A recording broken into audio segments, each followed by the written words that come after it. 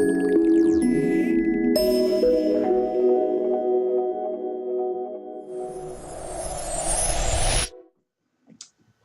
in this update I thought I'd talk a little bit about what's going on in the US and the implications for your investments. You may have heard recently that the US government has been shut down. Well, what does this mean? Basically it means that all non-essential government employees have been put on unpaid leave. This doesn't include politicians, as they are considered to be essential employees, which is a bit ironic if you think about it. Why did this happen? Well, it happened because Obama does not have a majority in Congress, and the other side, the Republicans, are not happy with his spending plans, in particular the health spending known as Obamacare. So effectively, the Congress will not allow the government to continue funding its operations. It's a bit like your better half cutting off the credit card and only allowing absolutely mandatory expenses. The next thing you would have heard about is the debt ceiling. So to continue the analogy of the credit card, if the shutdown is about cutting off the credit card, the debt ceiling is about not lifting the credit card limit.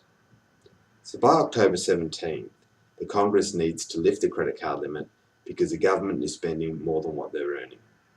This higher limit is used to pay expenses, including interest on other debt which the government has.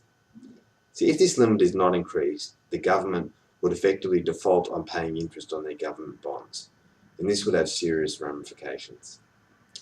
So the next point is, what does this all mean for investment markets and portfolios? Well, look, we'd expect to see significant volatility in investment markets while this is an issue.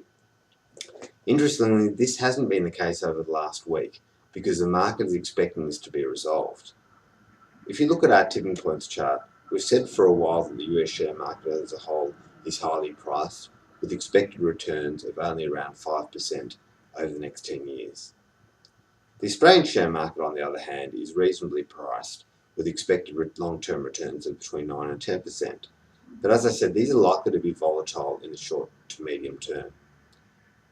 Therefore, we're happy with existing clients keeping money in the markets. Before clients putting new money in, we'll be investing gradually rather than in one go, so that we can take advantages of some lower prices if they occur. Of course, should you wish to discuss this further, please don't hesitate to contact Lawrence or myself. Thanks for listening, and would appreciate any feedback which you may have.